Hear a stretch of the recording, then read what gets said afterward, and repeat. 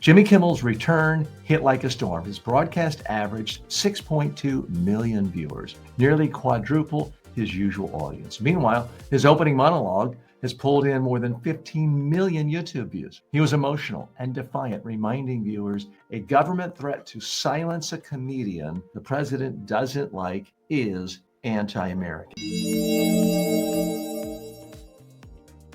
Okay, what's the real message here with Jimmy Kimmel coming back with a huge, huge audience? It is that the people in America still have some voice in things. When they speak out loudly enough, people listen. CEOs of major media companies listen. Even some politicians listen. So, message to Americans, you still have some power. Before every shred of this democracy is torn apart, if you speak out in a forceful way and demand things, you can still get it. Okay, so let's look a little more at some of the details here. 6.2 million viewers for Jimmy Kimmel the night of his return, which if you were Johnny Carson, that would have been depressing. Johnny Carson never had ratings that small. But in the new world we live in, where everything is on demand and everyone has a million TikTok channels they like, 6.2 million is about 6 times bigger than normal. So that is a huge, huge audience. It's especially impressive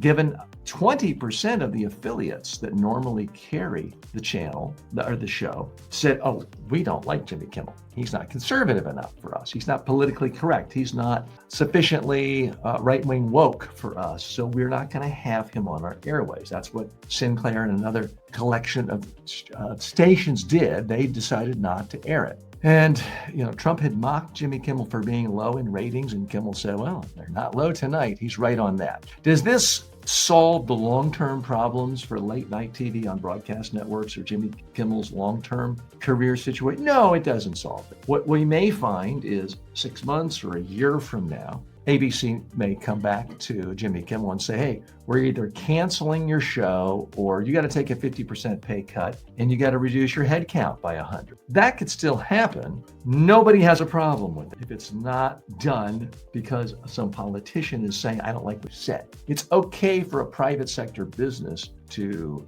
allocate resources differently, to fire people occasionally. There's nothing wrong with that. You want that in a democracy and a free market system. What you don't want is politicians saying, oh, you criticized me. I'm a snowflake. You hurt my feelings. Therefore, I want to use the big power of government to shut you down. That's what you don't want. And apparently, I'm not the only one who feels that way. Americans spoke out. They spoke out by watching. They spoke out by canceling their Disney contracts, their Disney channels, their Disney apps. They spoke out in a lot of ways, a lot of angry letters, notes, calls to Disney, the parent company of ABC. And let's give some credit to Bob Iger and ABC and the parent company. They did listen to people. Maybe they did the wrong thing the first time, but they did listen. They did put Jimmy Kimmel back on the air. And what's interesting is how Jimmy Kimmel wove in all the support. He was very gracious in his first night back.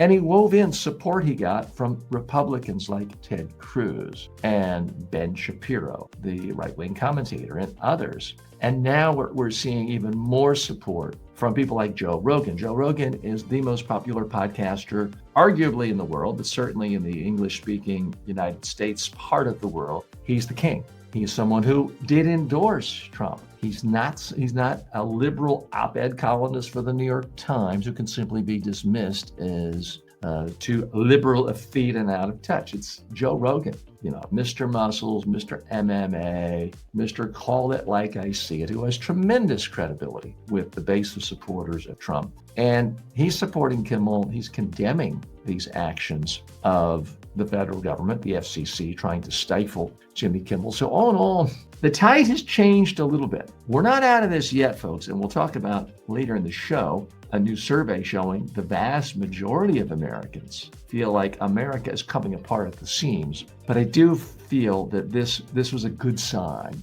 This shows that the entire country is not going to just roll over and play dead. We're not all going to be possums saying, yeah, we're dead, kick me again, run over me again. I won't notice, I won't complain. No, people did speak up. And, is Jimmy Kimmel the greatest cause in the world? No. And he rightly pointed out on his first monologue back, His show's not important. He said that. I give him tremendous credit for that. He had grace in class. He pointed out, but it is important to live in a democracy that allows a show like his. Very, very well stated on Kimmel's part. And is this going to solve the problems in the long run? I don't know for ABC News, but it's going to solve, I think, one problem that the government that tries to shut down comedians using the ham-fisted approach of we're going to take away your licenses is going to get a lot of blowback, not just from liberals and Democrats and centrists and the so-called left, 5 people who are a part of the left in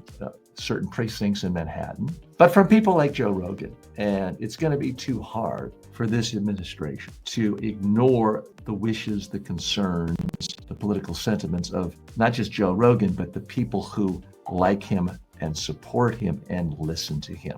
I'm TJ Walker. This is Filtered. This is this news show where you get analysis from a sensible, sane centrist. And I'm going to display that in just a moment by attacking a lot of different sides. So if you feel like I'm saying something you like and agree with, hang on. You're going to hear something in a moment where you think, well, I don't really agree with that. Can TJ say that? Well, yes, I can say that. And you're going to have a hard time kicking me off the airways or getting my contract with ABC canceled because I don't have a contract with ABC.